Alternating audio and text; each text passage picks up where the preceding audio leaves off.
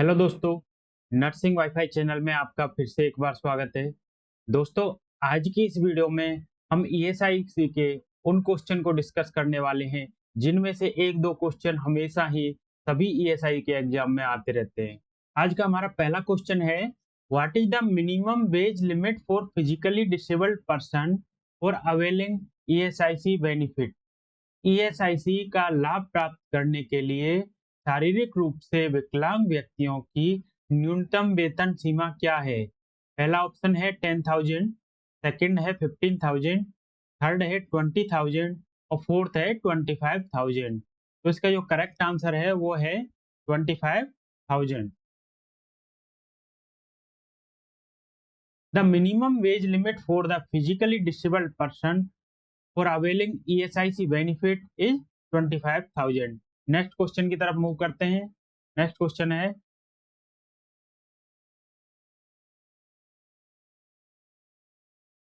What is the role of ESIC standing committee? ESIC स्थायी समिति की भूमिका क्या है? पहला ऑप्शन है पॉलिसी फॉर्मुलेशन, सेकंड है इम्प्लीमेंटेशन ऑफ डिसीजंस, थर्ड है फाइनेंशियल मैनेजमेंट, फोर्थ है ऑल ऑफ द एबव। तो जो ईएसआईसी स्टैंडिंग कमेटी है वो क्या करती है? पॉलिसी फॉर्मुलेशन करती है, कोई भी डिसीजन लिया होता है तो उसको इम्प्लीमेंट कराने में हेल्प करती है, साथ में फाइनेंशियल मैनेजमेंट जितने भी होते हैं उनको मैनेज करती है। तो इसका जो करेक्ट आंसर होगा वो होगा all of the above. The ESIC standing committee is involve in the policy formulation, implementation of decisions and financial management. Next question की तरफ मूव करते हैं। नेक्स्ट क्वेश्चन है, what is the which ESIC benefit continue even after the retirement of insured person? ESI का कौन सा ऐसा benefit है जो कि सेवानिवृत्ति के बाद में भी जारी रहता है? पहला ऑप्शन है मेडिकल बेनिफिट, सेकंड है सिकनेस बेनिफिट, थर्ड है डिसेबलमेंट बेनिफिट, फोर्थ है डिपेंडेंट बेनिफिट। तो इसका जो करेक्ट आंसर है वो है मेडिकल बेनिफिट।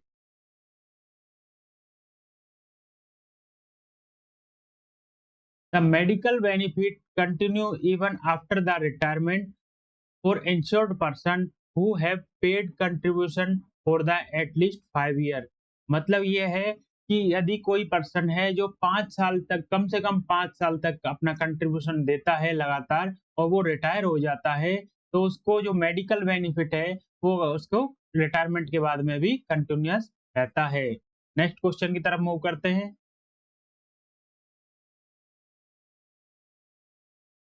नेक्स्ट क्वेश्चन है, for how many days in enhanced sickness benefit payable for tubectomy? Tubectomy के कितने दिनों के लिए उन्नत बीमारी लाभदेय है? मींस सिकनेस बेनिफिट जो मिलता है वो ट्यूबेक्टोमी में कितने दिन के लिए मिलता है? पहला ऑप्शन है 7 डेज, सेकंड है 10 डेज, थर्ड है 12 डेज, फोर्थ है 14 डेज। तो इसका जो करेक्ट आंसर है वो है 14 डेज। मीन्स यदि कोई ईएसआई का जो बेनिफिट ले रहा है कोई भी पर्सन, तो उसको यदि वो ट्यूबेक्टोमी कराता है तो उसको 14 डे का सिकनेस बेनिफिट मिलता है।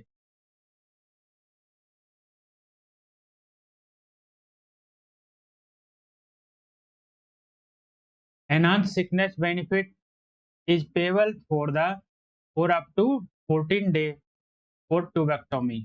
नेक्स्ट क्वेश्चन की तरफ मूव करते हैं।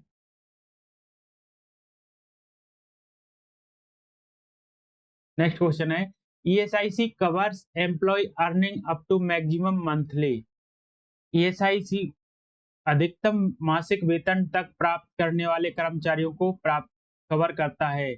मतलब यह है कि कोई भी पर्सन है वो उसकी कितनी सैलरी अधिकतम हो कि वो ईएसआईसी का बेनिफिट ले सकता है, उससे आगे जो यदि सैलरी होगी तो बेनिफिट नहीं ले सकता।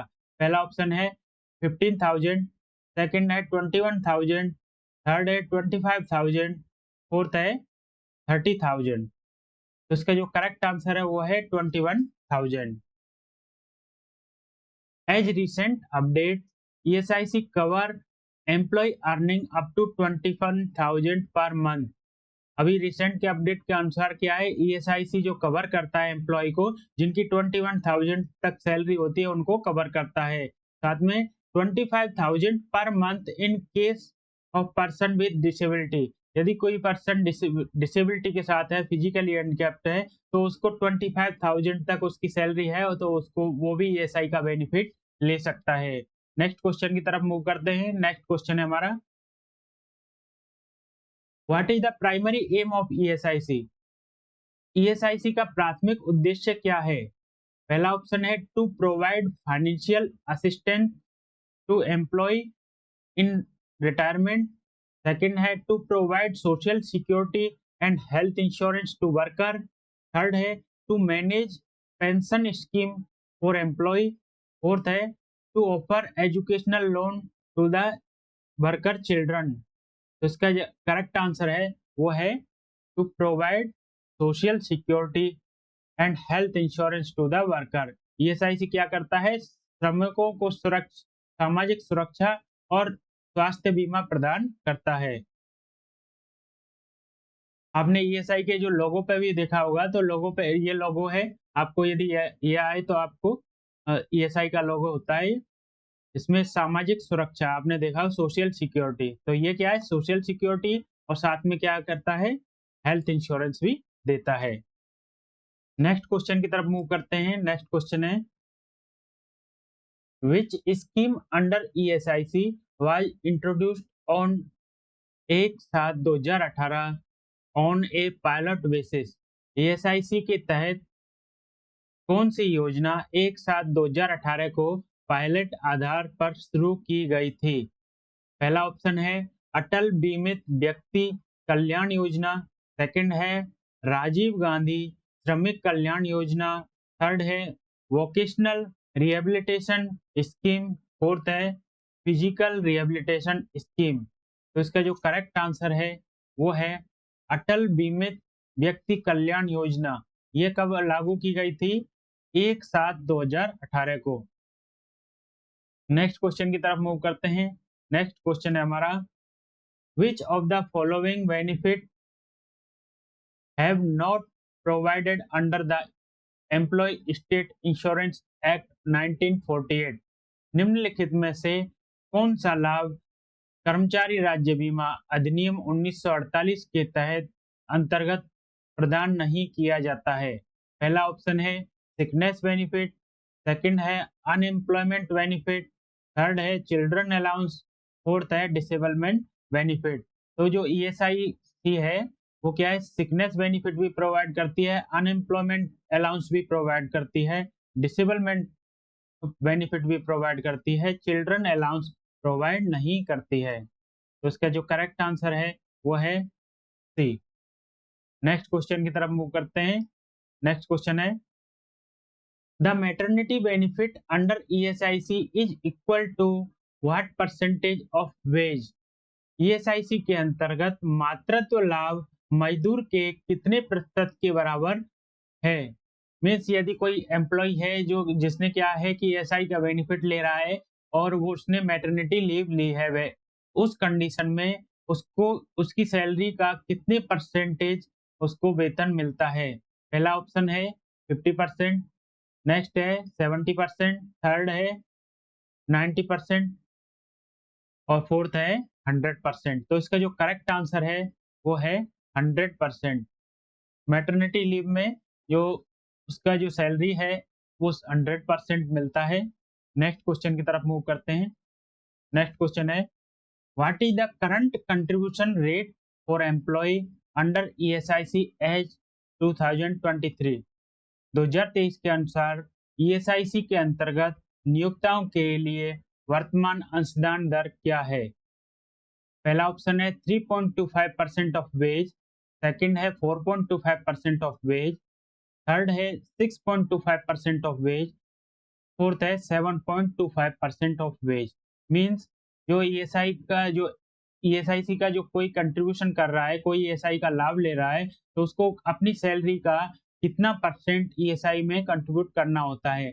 तो पहला ऑप्शन, इसका जो करेक्ट आंसर है वो है ए 3.25% ऑफ वेज, उसके सैलरी का 3.25% हिस्सा है वो उसको क्या है कंट्रीब्यूट करना होता है।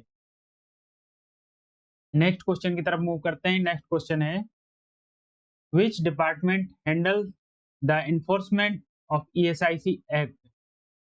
कौन सा डिपार्टमेंट है जो ईएसआई एक्ट को इन्फोर्समेंट करता है, संभालता है? पहला ऑप्शन है Central Bureau of Investigation, second है Ministry of Labour and Employment, third है एनफोर्समेंट डायरेक्टरेट, फोर्थ है Directorate of General of ESIC. तो इसका जो करेक्ट आंसर है वो है D, Directorate General of ESIC, जो कि क्या करता है, ईएसआई एक्ट को एनफोर्समेंट करता है, लागू करता है। नेक्स्ट क्वेश्चन की तरफ मूव करते हैं। For how many days in a year is sickness benefit payable to the insured person. जो इंश्योर्ड वर्कर होते हैं, बीमाकृत श्रमिकों को वर्ष में कितने दिनों के लिए बीमारी लाभ देय होता है? पहला ऑप्शन है 61 डेज, सेकंड है 71 डेज, थर्ड है 81 डेज, फोर्थ है 91 डेज। तो उसका जो करेक्ट आंसर है वो है 91 डेज। जो सिकनेस बेनिफिट का जो लाभ पेमेंट कब तक उठा सकते हैं? 91 डेज। यदि कोई एम्प्लॉय है जो कि ईएसआई का बेनिफिट ले रहा है तो वो सिकनेस बेनिफिट के अंदर वो क्या है कि 91 डे तक की सैलरी ले सकता है।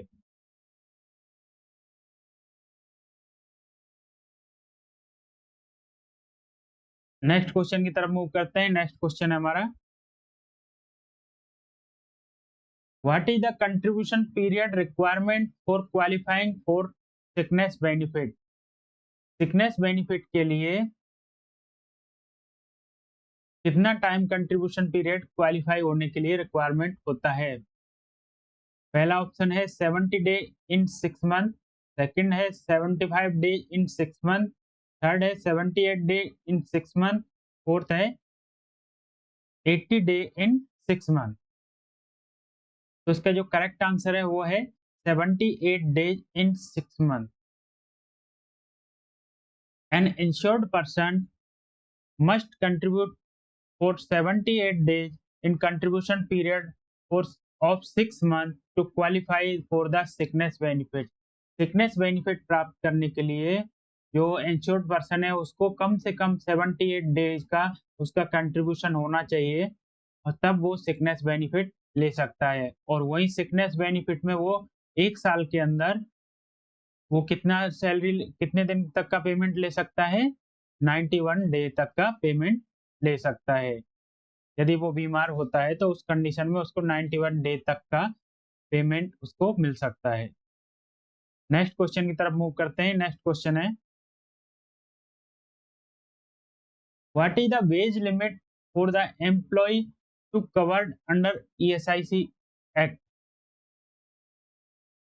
ईएसआईसी अधिनियम के अंतर्गत आने वाले कर्मचारियों की वेतन सीमा क्या है? पहला ऑप्शन है 15,000, सेकंड है 18,000, थर्ड है 21,000, फोर्थ है 25,000। तो इसका जो करेक्ट आंसर है वो है 21,000।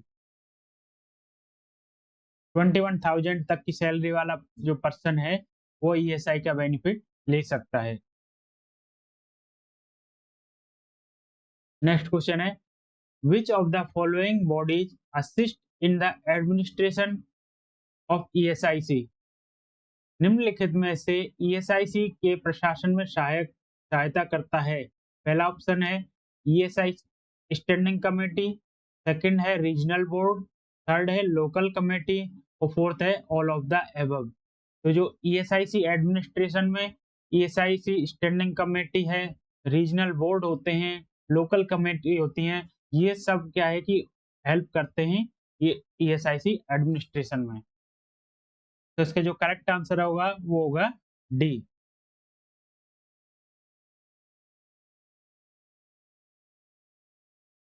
नेक्स्ट क्वेश्चन है under ESIC what percentage wage is provided and unemployment allowance in the Atal Bimit Vyakti Kalyan योजना। ईएसआईसी के तहत अटल बीमित व्यक्ति कल्याण योजना में मजदूरी का कितने प्रतिशत बेरोजगारी भत्ते के रूप में प्राप्त प्रदान किया जाता है?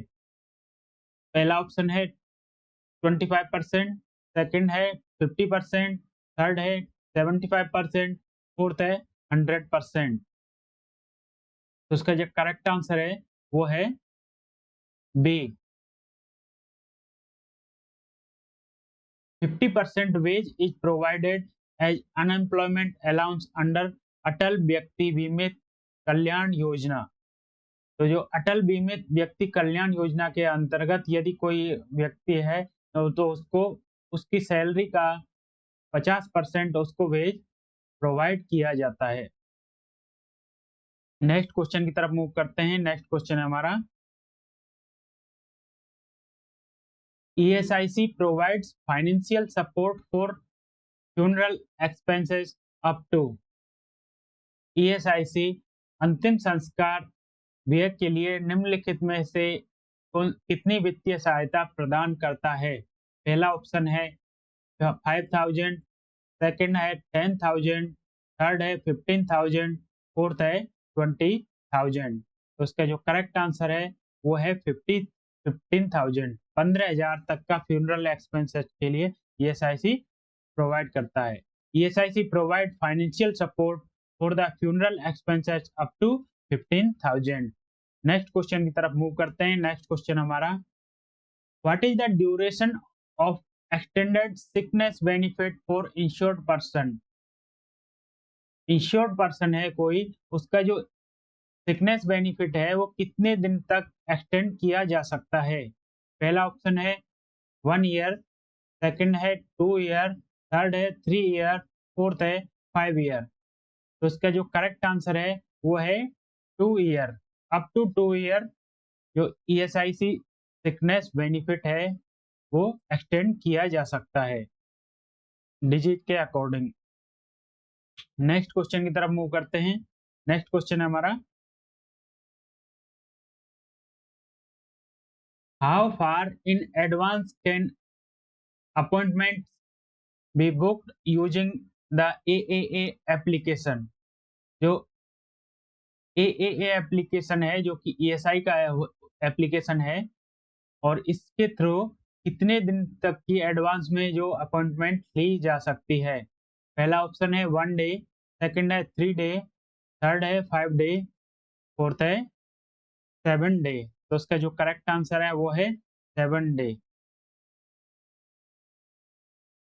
Applicants can book up to 7 days in advance using AAA application। जो AAA एप्लीकेशन है इसके थ्रू जो ईएसआई का जो अपॉइंटमेंट है, डॉक्टर की अपॉइंटमेंट, वो 7 दिन तक पहले तक हम बुक करा सकते हैं। नेक्स्ट क्वेश्चन की तरफ मूव करते हैं। नेक्स्ट क्वेश्चन है हमारा, the ESIC act cover which type of employee? ESIC अधिनियम किस प्रकार के कर्मचारियों को कवर करता है?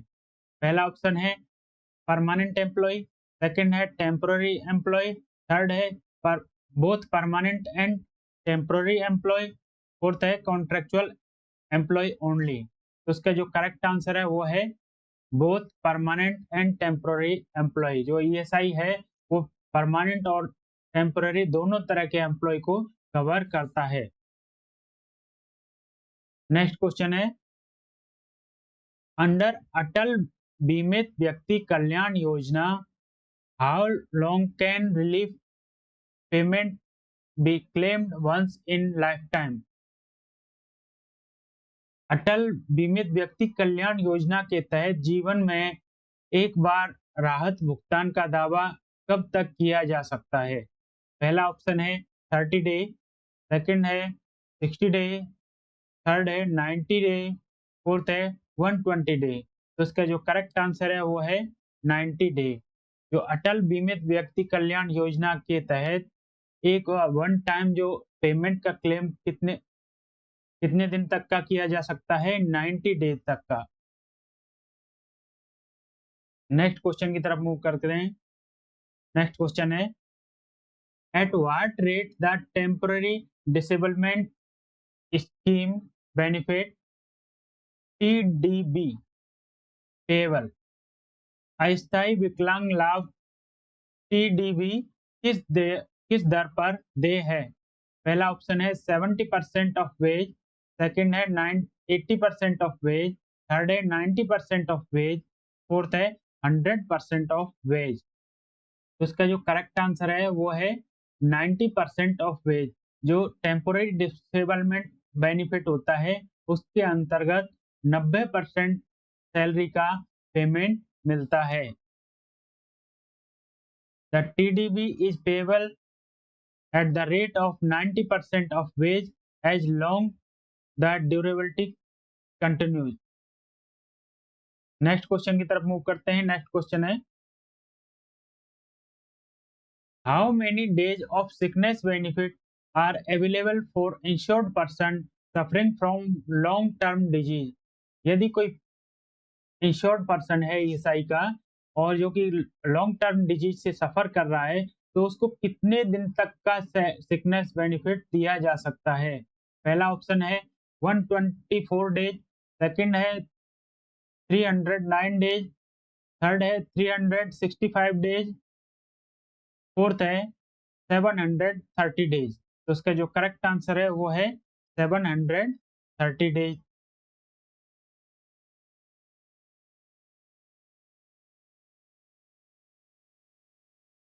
For long-term disease, insured person can be avail up to 730 days, 2 year of sickness benefit। Next question की तरफ मूव करते हैं। नेक्स्ट क्वेश्चन है When was the ESIC mobile application Ask an Appointment AAA Plus launched? ESIC mobile application ask an appointment AAA plus कब launch किया गया था? पहला ऑप्शन है 1 जनवरी 2017, सेकंड है 10 अप्रैल 2017, थर्ड है 15 अगस्त 2017, फोर्थ है 25 अगस्त दिसंबर 2017। तो इसका जो करेक्ट आंसर है वो है 10 अप्रैल 2017। 10 अप्रैल 2017 को ESIC का AAA प्लस जो एप्लीकेशन है वो लॉन्च किया गया था। आज की वीडियो में बस इतना ही। मिलते हैं नेक्स्ट वीडियो में रिमेनिंग क्वेश्चन के साथ में। यदि आपको हमारी वीडियो अच्छी लगी हो तो वीडियो को लाइक करें, चैनल पर नए हैं तो चैनल को सब्सक्राइब करें। नर्सिंग वाईफाई से जुड़े रहने के लिए धन्यवाद।